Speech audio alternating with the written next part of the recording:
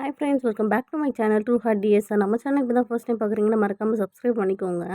இன்றைக்கி வந்து பார்த்திங்கன்னா பஞ்சாமிர்தம் எப்படி செய்கிறதுன்னு பார்க்கலாங்க. ஃப்ரூட்ஸை வச்சு இதுக்கு 2 பனானா எடுத்துருக்கோங்க. நீங்கள் எந்த பனானா வேணால் எடுத்துக்கலாம். இந்த மாதிரி தோல் எடுத்துட்டு அந்த மாதிரி மேஷ் பண்ணிக்கோங்க 2 பனானாவையுமே.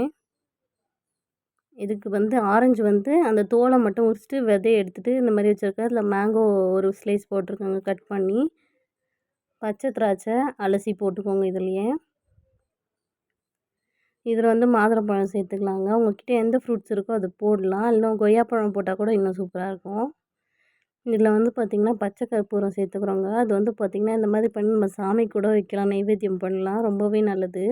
ஒரு ஸ்பூன் பார்த்திங்கன்னா தேன் சேர்த்துக்கிறேங்க.